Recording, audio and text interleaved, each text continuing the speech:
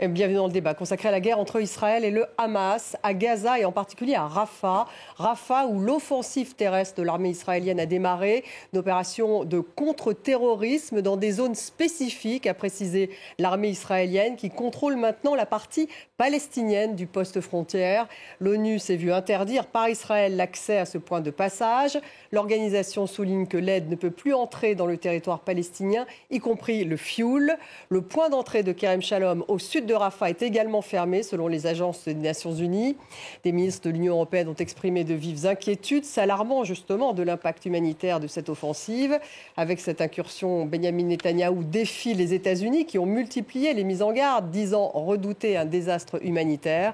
L'offensive israélienne a commencé quelques heures après que le Hamas a accepté un cessez-le-feu présenté par l'Égypte, le Qatar, un cessez-le-feu rejeté par le gouvernement israélien car il ne répondait pas aux exigences d'Israël. Au Caire, en Égypte, des pourparlers pour une trêve se poursuivent en présence d'une délégation qatari ainsi que d'une délégation israélienne et d'une délégation du Hamas. Un dirigeant du Hamas a averti que ces pourparlers représentaient, je cite, la dernière chance pour obtenir la libération des otages. Israël a averti que sans progrès sur les otages, il intensifiera son opération dans Gaza. Alors quel est l'impact humanitaire déjà de cette offensive israélienne à Rafah? Menace-t-elle, oui ou non, les pourparlers de trêve qui ont lieu au Caire? Est-elle au contraire un moyen de pression exercé sur le Hamas? Quels sont finalement les espoirs d'un accord de cessez-le-feu?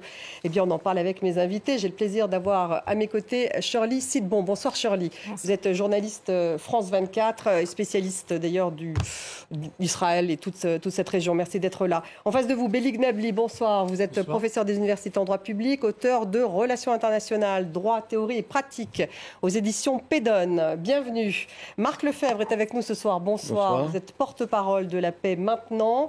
Et nous avons à Beyrouth Karim Emile Bitar, professeur à l'université Saint-Joseph de Beyrouth, spécialiste du Proche et du Moyen-Orient. Bonsoir à vous et bienvenue.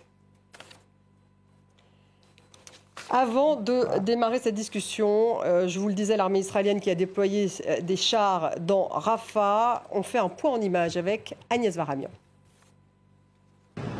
Ce sont les images de ces chars filmés par l'armée israélienne. Les militaires fournissent aussi ces vues de drones, comme pour souligner l'importance accordée à la prise de guerre de la nuit, le point de passage de Rafah. C'est le point d'entrée principal de la bande de Gaza.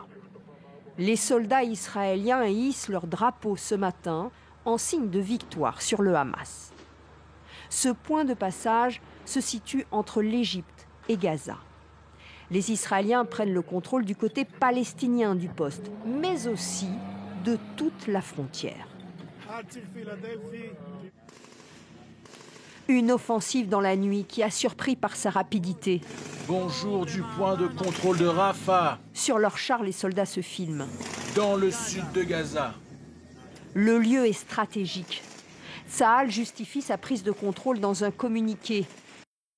Selon nos renseignements, ce poste frontière sert à des actions terroristes. Le poste frontière est surtout l'endroit par lequel passe l'aide humanitaire pour Gaza. Hier, l'armée a demandé à une partie de la population d'évacuer certains quartiers. La fermeture du point de passage de Rafah inquiète les humanitaires. Évidemment, on est très inquiète pour le potentiel impact sur la population, sachant qu'on a 1,3 million de civils à Rafah qui évidemment sont dans un état d'esprit très très inquiet, sinon en panique. Les forces israéliennes ne sont pas entrées à l'intérieur de la ville de Rafah et parlent d'une opération spécifique et ciblée la nuit dernière. On va écouter Benyamin Netanyahou.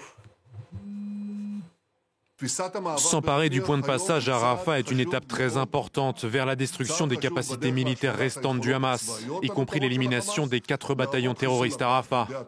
Et c'est une étape importante pour endommager les capacités gouvernementales du Hamas, car depuis ce matin, nous avons refusé au Hamas un passage qui était essentiel pour établir son règne de terreur dans la bande de Gaza. Shirley, est-ce qu'il s'agit d'une opération limitée ? C'est ce que disent les Israéliens. Alors notre correspondant nous a dit aujourd'hui que lui, il est dans l'ouest de Rafah et que lui, il a subi dans son quartier des bombardements et tout le monde est très inquiet. Évidemment, au sol, l'entrée des forces terrestres se fait du côté est. On a pu voir la carte aujourd'hui. Du côté où les Israéliens sont entrés en disant pour l'instant que leur opération est limitée, qu'il y a une seule division qui est entrée, mais avec une menace d'intensifier et d'augmenter cette pression. Les Israéliens qui disent depuis des semaines qu'il y a 4 bataillons restants du Hamas qui sont là et qu'ils veulent détruire, mais voilà, c'est toujours une question, est-ce que c'est vraiment des stratégies d'un côté comme de l'autre, la volonté de pousser pour un accord, la volonté de montrer qu'on est le gagnant, qu'on est le plus fort? Marc Lefebvre, justement, l'ensemble du cabinet de guerre israélien a approuvé cette opération. Pourquoi, finalement? Est-ce que c'est effectivement pour faire pression sur le Hamas? L'ensemble du cabinet a rejeté les dernières propositions du Hamas, déclarant que les conditions pour les libérations graduées des otages n'étaient pas acceptables. Ça a été le motif du rejet de cette proposition. En ce qui concerne l'avenir, il y a des différences très nettes entre les prises de parole de Netanyahou et les prises de parole de Gantz, qui tout à l'heure a pris la parole et quelque part contredit ce que dit Netanyahou en disant que l'objectif principal de ces derniers rounds de négociations au Caire, c'est de trouver les moyens de libérer les otages. C'est ça qui est essentiel. Ce qui n'est apparemment pas la priorité de Netanyahou. Mais sur l'opération à Rafah, Benny Gantz est d'accord. Il est d'accord dans les limites qui ont été annoncées et qui sont des garanties demandées par les Américains, en particulier le fait que le contrôle du poste de frontière entre Gaza et l'Égypte serait sous la responsabilité d'une société de garde privée américaine et que très rapidement, Tsahal évacuerait ce poste et en donnerait la responsabilité à une société privée américaine. Pour l'instant, en tout cas, le poste de Rafah est fermé. Il n'y a plus d'aide humanitaire possible. Votre regard sur cette offensive? Ce que je retiens, c'est qu'au-delà des éléments de langage de la communication israélienne, il y a des faits notables, non négligeables. D'abord, l'armée israélienne a mis de côté, finalement, a ignoré y compris la parole de ses principaux alliés. Donc il y a une capacité, encore une fois, à se départir. Donc là, vous pensez aux États-Unis ? En particulier, même les Européens, la France en particulier, a explicité finalement sa volonté de ne pas voir d'opération militaire menée contre Rafah, finalement, eu égard à la concentration de la population civile de Gaza dans cet espace. Du point de vue du droit international, on voit aussi là une continuité dans l'attitude israélienne à se départir de toute obligation en la matière, puisque le déplacement de la population qui a eu lieu est un déplacement forcé et constitutif de ce qu'on appelle un crime de guerre. Vous me direz, ce n'est pas le premier dans cette opération, mais il y a là encore un acte qui traduit plus largement une capacité. Alors, est-ce que cette population a véritablement été évacuée? C'est aussi une question, je vous ferai réagir là-dessus. C'est pas une question d'évacuation. On parle d'1 400 000 personnes à Rafah et l'armée israélienne a demandé à 110 000 personnes d'évacuer vers l'est, à Al-Mawassi. On va revoir la carte. C'est cette population-là dont vous parlez. Bien sûr, mais dès lors que le déplacement est forcé, c'est-à-dire sous la contrainte militaire, c'est constitutif d'un crime de guerre. Alors, et troisième élément, il faut rappeler que Rafah et ce qu'on a vu, les images qu'on a vues, est une prise de contrôle du principal accès de l'acheminement de l'aide humanitaire à la population de Gaza. Or, là aussi, il y a un gros problème du point de vue du droit international humanitaire en général et du point de vue de la décision ou de l'ordonnance de la Cour internationale de justice qui a indiqué le risque plausible de génocide si on n'aidait pas cet acheminement de l'aide humanitaire à accéder vers la population de Gaza. Or, en contrôlant et en empêchant l'acheminement de cette aide humanitaire, là, on a un nouvel élément qui tend à démontrer la volonté finalement d'Israël de ne pas se plier d'une certaine manière aux injonctions de la justice internationale. Karim Émile Bittard, est-ce que c'était une opération pour faire pression sur le Hamas ?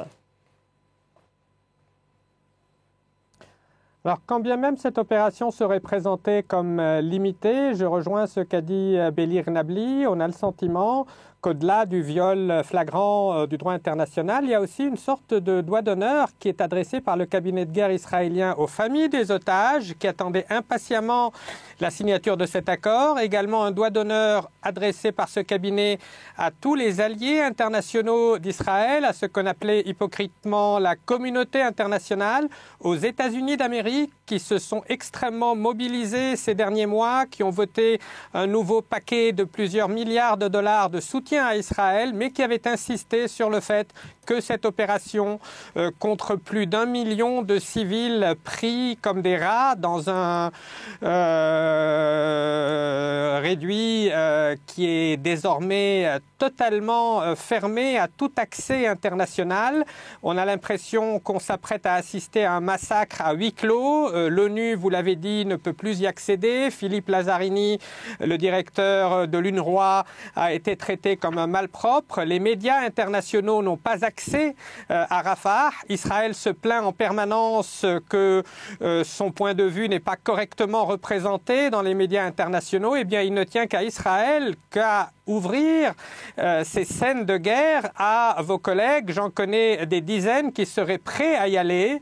Malheureusement, on a le sentiment qu'Israël préfère faire le sale boulot, loin des caméras, loin du regard de la communauté internationale, pour ensuite se présenter, encore une fois, comme tête de pont de cette supposée guerre contre le terrorisme, dont on réalise de jour en jour qu'elle fait infiniment plus de victimes que le terrorisme lui-même. Marc Lefebvre, votre réaction. Alors, 1 400 000 personnes à Rafah, je le disais, la population a été multipliée par 6 depuis le déplacement des Gazaouis du nord vers le sud. Est-ce qu'il y a eu effectivement une évacuation des civils, de ces 100 000 civils, vers Al-Mawassi? Écoutez, on peut regarder la question d'un point de vue humanitaire et s'échanger des accusations sur qui a fait le plus de crimes de guerre. Je rappelle quand même que nous sommes dans cette situation depuis 6 mois à cause de pogroms organisés par le Hamas. Et donc il faut quand même ne pas oublier de remonter à la responsabilité principale et initiale de toute cette crise et de toutes ces souffrances. Premier point.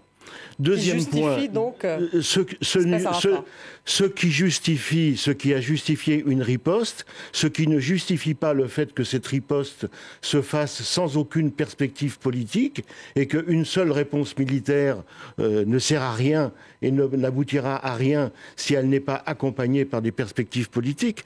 Maintenant, il faut aussi regarder un peu l'ambiguïté des positions des différents intervenants sur cette question. Moi, j'ai suivi de près le déroulement de ces négociations de ces derniers jours. On voit bien qu'il y a des écarts d'appréciation et de perspective entre la direction politique et la direction militaire du Hamas. Et actuellement, beaucoup d'analystes nous disent et se disent et vous disent que actuellement, c'est aussi possible, derrière cette opération militaire, il y a le fait que le Hamas veut aussi peut-être se débarrasser de sa branche militaire dont les réactions, dont les propositions sont de plus en plus incompréhensibles. Donc il y a des divisions au sein du Hamas, c'est ce que vous dites. Oui. On va revenir justement sur ces négociations. Avant ça, je voudrais qu'on écoute les familles d'otages. Il y avait de nouvelles manifestations aujourd'hui à Tel Aviv. On les écoute. Nous appelons le Premier ministre Benjamin Netanyahou à accepter cet accord. Nous n'avons pas le temps. Des gens sont en train de mourir. Des gens sont en danger. Même les soldats israéliens sont en danger. Mettez fin à cette guerre. Sauvez tous les otages. Mettez fin à cette horreur et ramenez nos proches à la maison. Ramenez mon fils à la maison.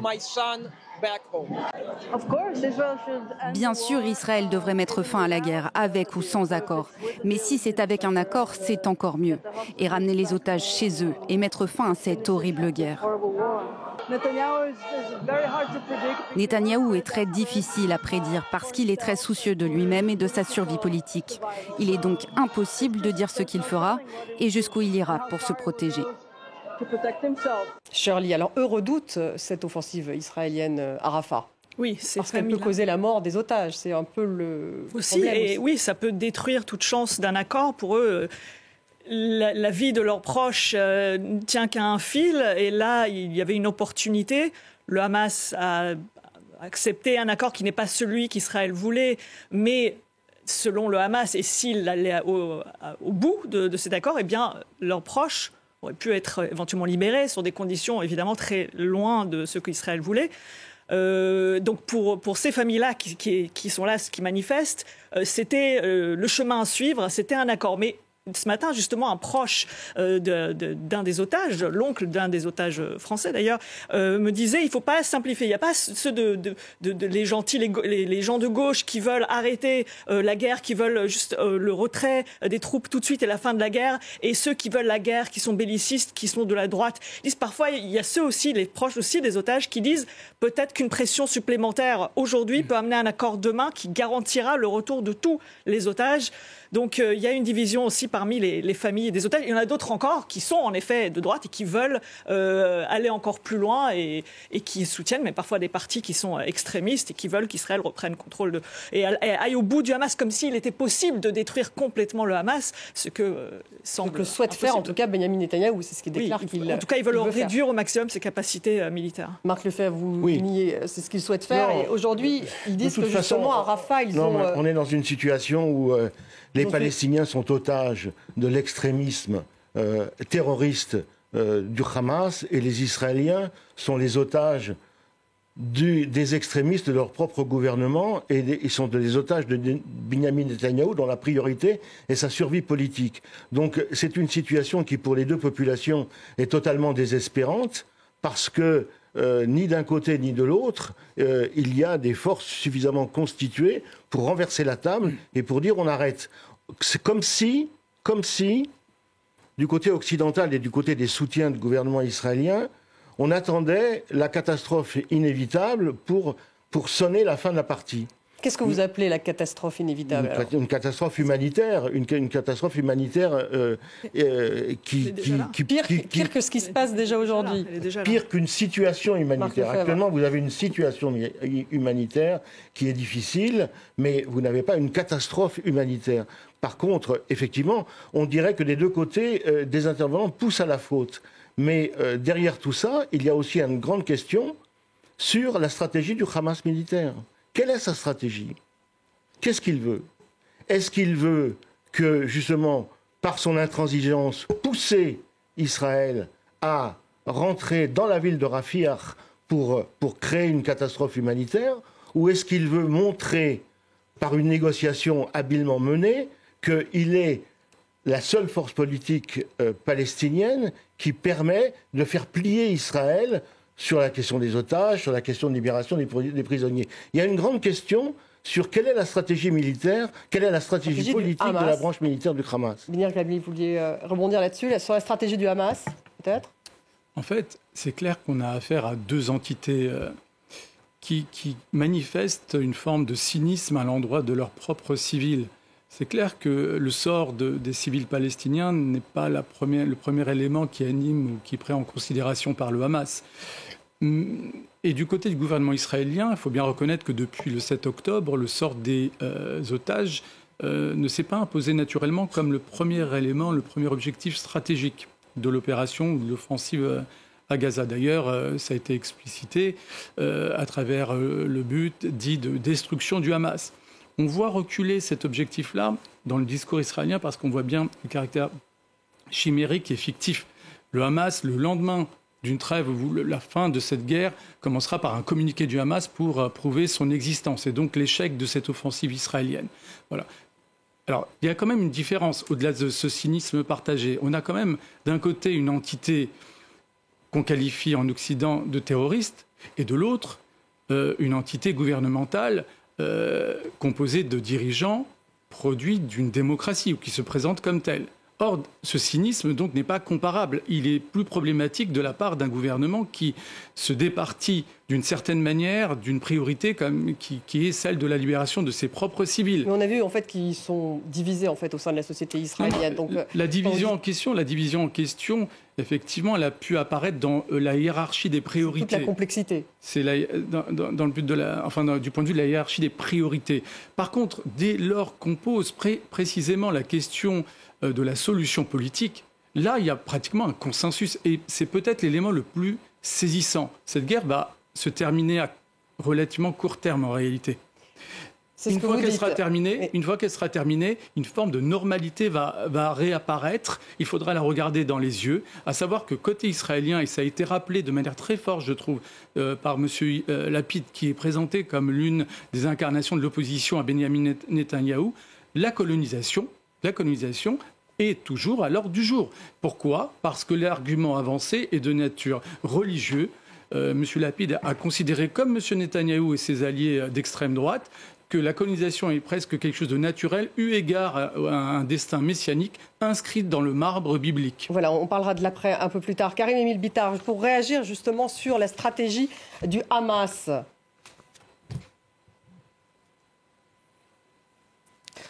Alors, nous atteignons en effet le stade suprême du cynisme, qu'il puisse y avoir des divisions au sein du Hamas, peut-être. Il y a des divisions de la même nature au sein du cabinet de guerre israélien.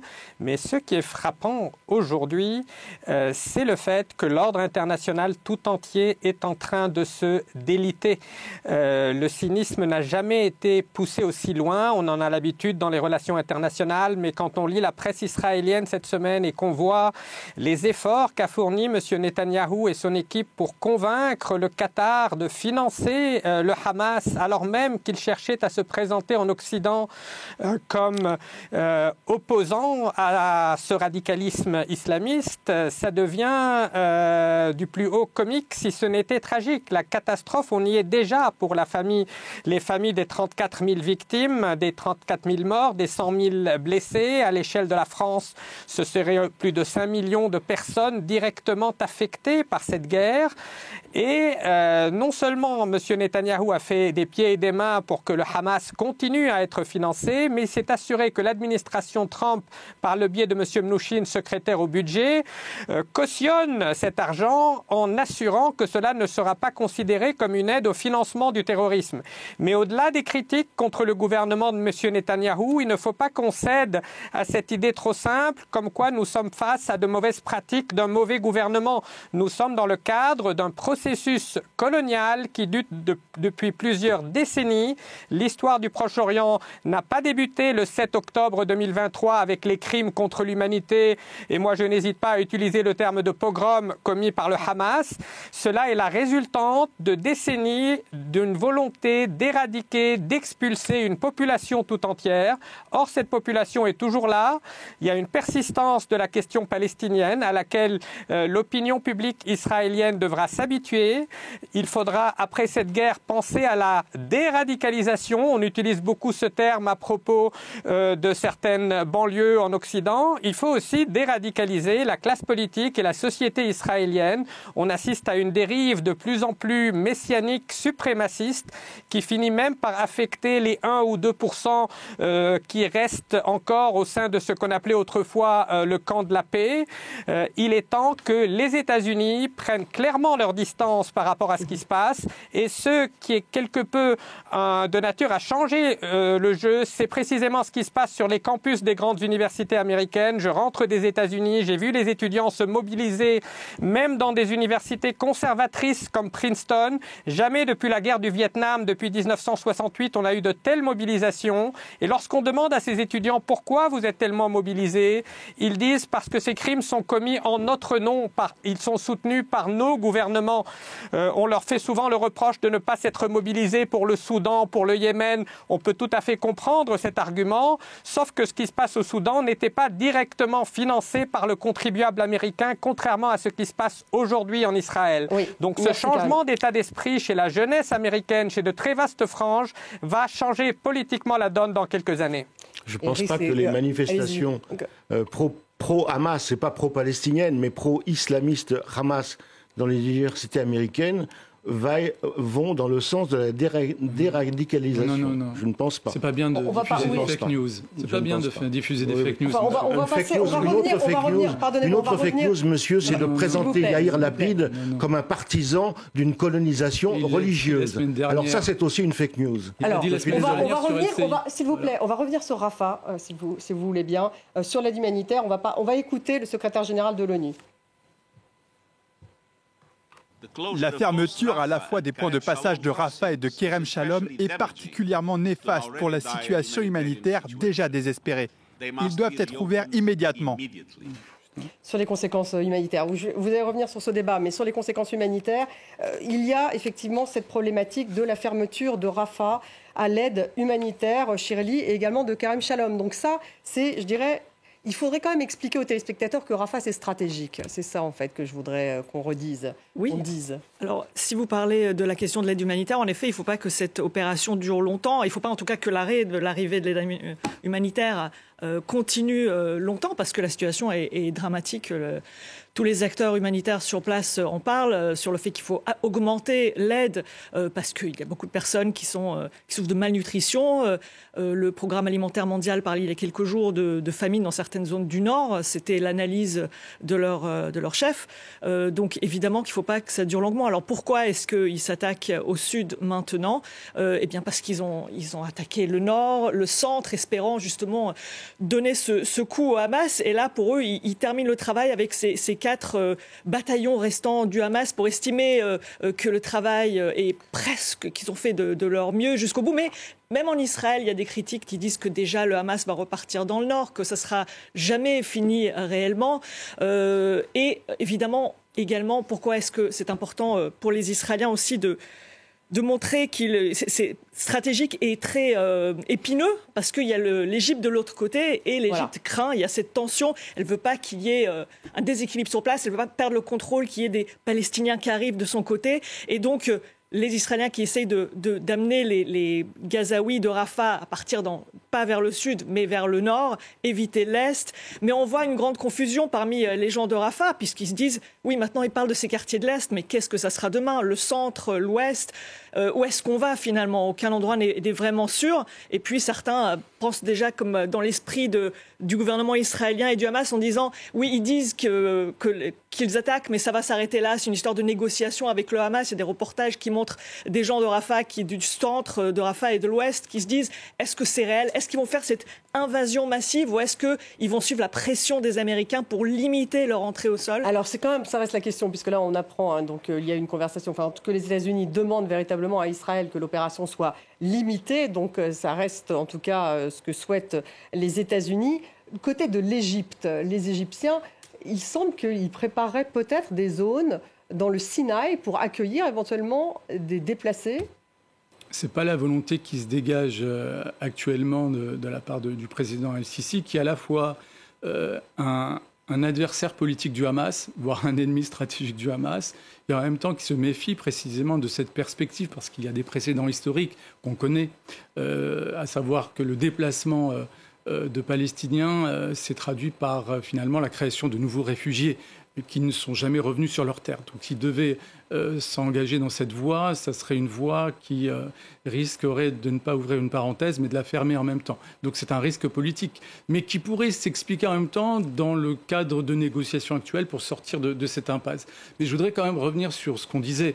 Non seulement je confirme ce que j'ai dit, puisque j'ai trouvé l'article du Figaro qui rappelle que M. Lapide a bien confirmé qu'il était pour la colonisation parce que c'était inscrit dans la Bible, donc je le confirme. Et deuxièmement, pour revenir sur l'ambiance dans les universités américaines, françaises et par ailleurs dans le monde entier actuellement, et c'est peut-être l'un des éléments les plus saisissants, à savoir que le monde occidental ne se résume pas aux États. Il y a des sociétés civiles qui s'emparent de ce conflit. C'est pourquoi il est particulièrement... C'est pourquoi il est exceptionnel, parce qu'il revêt une dimension démocratique. Notamment parce qu'Israël se revendique de la démocratie. Et de mon point de vue, c'est en ce sens, il y a une responsabilité particulière pour les dirigeants israéliens qui devraient se mettre à la hauteur des principes et valeurs de la démocratie, notamment le respect des droits fondamentaux des individus. Et pour terminer, si les jeunes de par le monde se mobilisent, c'est au nom non pas de considérations ethno-religieuses, mais bel et bien de valeurs universelle précisément et pas purement occidentale, comme la justice et le respect du droit. Parfois c'est assez radical ce qu'ils demandent, c'est pas juste la justice. La justice et le respect du droit. La justice et le respect du droit, c'est aussi de permettre aux étudiants juifs d'étudier et d'avoir accès aux salles de cours et de ne pas essentialiser chaque juif américain, comme étant supposé être un partisan de Netanyahou. Mais ça fait partie du droit et de la démocratie. Ça va de soi, c'est pourquoi, parmi les fers de lance de ces mouvements, dans les universités américaines. C'est pourquoi parmi les fers de lance de ce mouvement, il y a des juifs. Un mot justement sur Yair Lapid pour rebondir sur ce qu'a dit justement Yair Lapid est l'homme politique le plus laïque et le plus anti-religieux de la scène politique israélienne. Exactement. S'il a fait des références aux liens historiques du peuple juif avec la Judée-Samarie, c'est une chose, mais présenter Yair Lapid comme un partisan de la colonisation de la Judée-Samarie pour des raisons religieuses, c'est du grand comique. Mais je voudrais revenir sur un point. Si même en citant ces déclarations, vous contestez... Il a aussi rappelé la solution à deux États, Yair Lapid, la nécessité d'une solution à deux États. Mais d'abord, effectivement, Yair Lapid soutient une solution à deux États, ce qui veut dire qu'à ce moment-là, la Cisjordanie ne serait pas colonisée. Mais restons sérieux. Mais ce que je voulais dire par rapport à tout ça, parce que ça manque dans le débat, c'est qu'au niveau de l'opinion publique israélienne actuellement, c'est le scepticisme qui prédomine en ce qui concerne ces annonces d'objectifs militaires. Globalement, moi j'étais encore à Tel Aviv la semaine dernière où j'ai manifesté avec les manifestants. Je veux dire, personne ne croit... Il y a une minorité de gens qui croient encore aux déclarations de Netanyahou. Chacun sait que chaque fois qu'il parle pour lui et pour sa survie. Abattre une brigade de plus du Hamas, qu'est-ce que ça va faire ? Qu'est-ce qu'on fait après ? La question qui est absente du débat politique, pas du débat politique en Israël, mais au point de vue international, c'est qu'est-ce qu'on fait après ? Comment il y a cette solution à deux États en fait, qui avait été brandie par Joe Biden au début. Comment gérer la bande de Gaza ? Comment gérer la bande de Gaza après ? C'est ça la question. Est-ce qu'on implique les pays arabes modérés ? Comment on fait rentrer de nouveau l'autorité palestinienne ? Etc., etc. Ce sont ces questions-là qui sont à l'ordre du jour et qui devraient être à l'ordre du jour. Est-ce qu'elles sont à l'ordre du jour ? On a l'impression qu'on les a un peu oubliées. Si, elles sont à l'ordre du jour. Elles sont à l'ordre du jour. Simplement, il y a effectivement un gouvernement israélien qui lutte pour sa survie et qui bloque et qui met en avant les options militaires et les menaces militaires pour sa propre survie, alors que les questions politiques, elles sont là et elles sont pressantes. Shirley, un mot juste après. Le gouvernement israélien n'en parle pas de façon très forte, puisque au sein du gouvernement israélien, il y a des personnes avec des opinions extrêmement différentes, et notamment ces personnes qui sont à l'extrême droite du gouvernement, et ces personnes-là, donc notamment deux ministres, mais qui tiennent Netanyahou au pouvoir, ce sont ses alliés qui le maintiennent sur place et qui ont très clairement une vision de vouloir réoccuper de façon encore plus importante et augmenter la souveraineté israélienne en Cisjordanie et refaire finalement des colonies, rebâtir dans la bande de Gaza des colonies israéliennes. Pourquoi la guerre ne s'arrête pas ? Si la guerre s'arrête... Et donc, ouvrir ce débat, montrer encore plus la division. Quand on voit les sondages parmi les Israéliens, le parti travailliste qui militait pour les deux États, il a disparu. Étonnamment, Meretz est encore un peu présent dans les derniers sondages, Meretz qui est un parti plus à gauche, qui est vraiment la fer de lance de la solution de deux États. Mais finalement, peut-être que Yair Lapid, lui, il voit la situation politique et il va dans le sens de l'opinion publique en disant « après, on verra ». Mais clairement, il ne s'oppose pas, il ne dit pas « aujourd'hui, je suis pour enlever les colonies et les implantations israéliennes de Cisjordanie ». Absolument pas. On va faire participer aussi Karim Emile Bitar. Vous vouliez peut-être dire un mot ? Pas trop long, s'il vous plaît, Karim Emile. Je sais que vous êtes par Skype, c'est plus compliqué. Stéphanie, je voulais dire uniquement que ce débat sur Yair Lapid était particulièrement révélateur parce que on a eu exactement le même débat lors de la fondation du mouvement sioniste. Theodor Herzl ne s'en cachait pas dans ses carnets, dans ses agendas privés. Il était ouvertement athée. Et pourtant, il se servait de cet argument selon lequel Israël aurait été une terre promise. Ce qui conduisait certains des grands intellectuels juifs viennois de l'époque, comme le grand écrivain Stefan Zweig, dont Herzl a lancé sa carrière, comme Sigmund Freud, à s'interroger sur cette espérance qu'on était en train de vendre aux juifs d'Europe de l'Est et sur des prétextes quelque peu fallacieux. On faisait feu de tout bois en quelque sorte pour mobiliser cette folle espérance en négligeant la situation sur le terrain, c'est-à-dire la présence palestinienne sans interruption depuis des millénaires et en mobilisant, même chez les courants les plus laïques au sein du sionisme, un imaginaire qui était loin d'être laïque, qui était ultra-religieux, qui était messianique. Et ce que M. Lapid a dit récemment dévoile ce malentendu fondateur. Et tant qu'on n'aura pas résolu cette question, tant qu'on ne sera pas revenu à une lecture purement profane de ce conflit, il restera insoluble malheureusement. Marc Lefebvre, vous réagissez après avoir revenir sur les négociations. Juste un mot, Theodor Herzl et les dirigeants sionistes de l'époque parlaient d'un lien historique avec la terre d'Eretz Israël.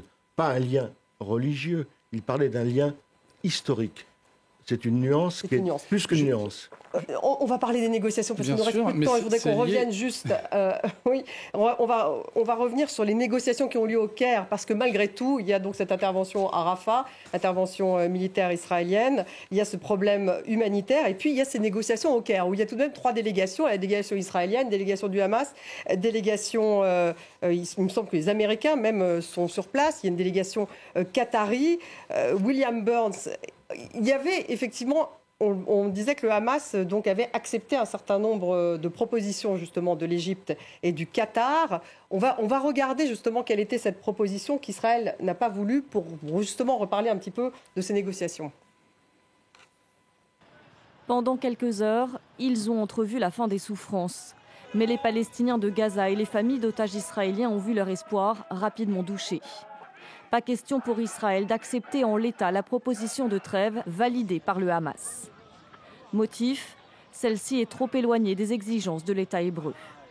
Premier point de blocage, le texte amendé par le Hamas, qui prévoit de libérer progressivement 33 otages israéliens au cours d'une première phase de 42 jours, précise que ces otages seront vivants ou morts.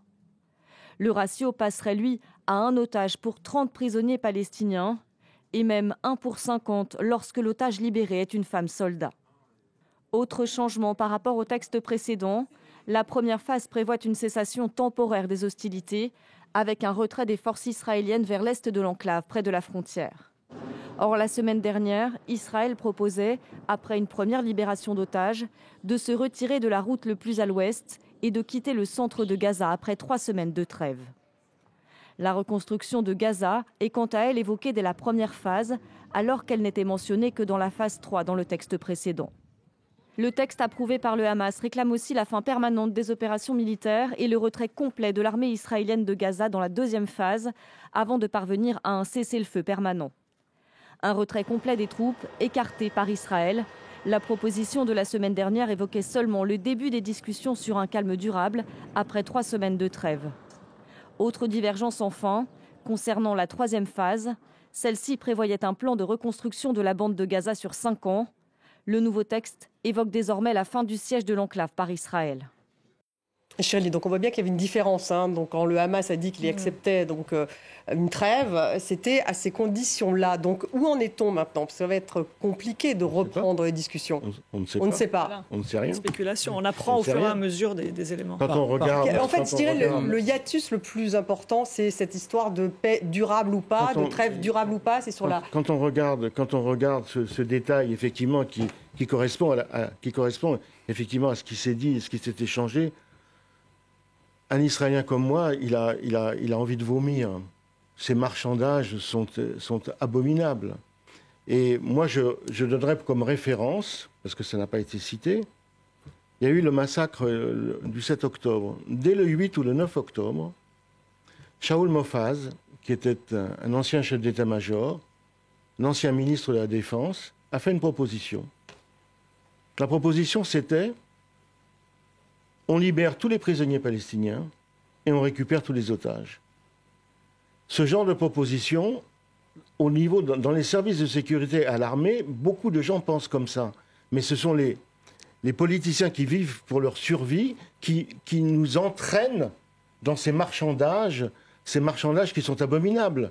Et de l'autre côté, on peut aussi se poser la question, face à ces marchandages, on voit très bien le jeu de poker menteur de Netanyahou et de ses extrémistes. Mais que cherche le Hamas dans ce marchandage? Que cherche-t-il? Bein Habli, sur ces négociations, justement. Encore une fois, ce sont des négociations qui renvoient au cynisme des différents acteurs impliqués. Ce n'est pas fait pour nous surprendre en réalité, vu leur nature. Pour autant, ce qu'il faut bien noter, malgré tout, c'est que finalement, de cette séquence, qu'est-ce qui va fondamentalement rester? Notamment la rééruption de la question palestinienne et du sort des Palestiniens Alors, non seulement sur la scène internationale, mais aussi dans le débat public israélien. Dans les dernières élections, les dernières campagnes législatives israéliennes, c'est une question qui a tendu à être marginalisée d'une certaine manière, ce qui traduisait bien une forme de banalisation de cette question par rapport à d'autres enjeux. Du point de vue stratégique, c'est l'Iran qui est l'ennemi stratégique identifié. Et du point de vue intérieur, il y a des questions sociales tout à fait légitimes qui se sont imposées. La question palestinienne s'est retrouvée à la périphérie de la vie publique et politique. Aujourd'hui, c'est une question qui se repose. Or, lorsqu'elle se pose, malheureusement, les perspectives ne sont pas pensées en termes politiques, mais en termes sécuritaires, purement sécuritaires. Et pire, encore une fois, lorsqu'on cherche ces solutions, on nous dit oui, la colonisation, finalement, ce n'est pas quelque chose d'acquis parmi tous les acteurs politiques israéliens. La colonisation ne s'est jamais arrêtée en réalité, au moins depuis 1967. Elle ne s'est jamais arrêtée, y compris aujourd'hui, avant le 7 octobre. Prenez la séquence temporelle que vous voudrez, il y a une politique le retrait de la bande de Gaza. Il y a eu un retrait des colons de la bande de Gaza. Un retrait militaire et civil, 2005. Vous avez raison, mais vous savez qu'en même temps, du point de vue du droit international, Israël est demeuré une puissance occupante et la situation actuelle et la fin de la guerre actera un statut officiel de puissance occupante plus que jamais. Donc, il faut peut-être dépasser tout ce Je souscris mot à mot à tout ce que vous avez dit. Karim El Bitar, juste un mot de conclusion sur je reviens sur ces négociations. On a vu un petit peu justement ce qui sépare les différentes parties. Est-ce qu'on peut encore y croire ? C'est une question de volonté. Je partage le sentiment d'écœurement total face à ces marchandages cyniques. Ce qui est également révélateur, c'est que l'hypothèse de libérer Marwan Barghouti a été évoquée, mais Israël a insisté pour qu'il soit libéré, mais uniquement à Gaza et non pas en Cisjordanie. Comme si on était toujours en train de chercher un moyen de titiller les divisions interpalestiniennes, alors que M. Barghouti est l'une des rares figures qui pourrait rassembler aussi bien le Fatah que le Hamas, mais pour cela, il faudrait qu'il soit en Cisjordanie et non pas uniquement à Gaza. Donc tant qu'on n'est pas sorti de cette logique de vouloir diviser les Palestiniens dans une sorte d'archipel rongé par ce gruyère qu'est la colonisation, on ne pourra pas parvenir à cette solution durable, qu'il s'agisse d'une solution à 2 États, si on parvient à convaincre 700 ou 800 000 colons de quitter leurs implantations, et je ne vois pas quel Premier ministre israélien aurait le courage de le faire, ou d'imaginer des formules alternatives pour que Juifs et Arabes puissent vivre ensemble sur un pied d'égalité sur cette terre, sans qu'il y ait des citoyens de seconde zone, en rassurant les angoisses existentielles de toutes ces minorités, car tout le monde est minoritaire dans cet Orient, mais les traumatismes de l'histoire sont tels qu'ils conduisent à des surréactions. Dépeindre tous les étudiants qui protestent comme des sympathisants du Hamas, c'est trivialiser les crimes qu'a commis le Hamas, et dépeindre tous les critiques de ces gouvernements israéliens comme antisémites, c'est également trivialiser l'antisémitisme, et les mots finalement ne veulent plus rien dire. Donc le temps est venu à un apaisement des esprits et à chercher des solutions concrètes sur le terrain qui assureraient l'égalité des droits et des devoirs sur l'ensemble de ce territoire. Merci à vous. On apprend donc que la délégation du Hamas arrive à l'instant au Caire pour ces fameuses négociations. Merci à vous d'avoir participé à cette émission. Shirley Sidbon, merci beaucoup. Marc Lefebvre, Béni Labli également. Merci à vous, Karim El Bitar, vous étiez avec nous en direct de Beyrouth. Merci à vous tous de l'avoir suivi. Vous la retrouvez sur les réseaux sociaux, également en podcast. À demain.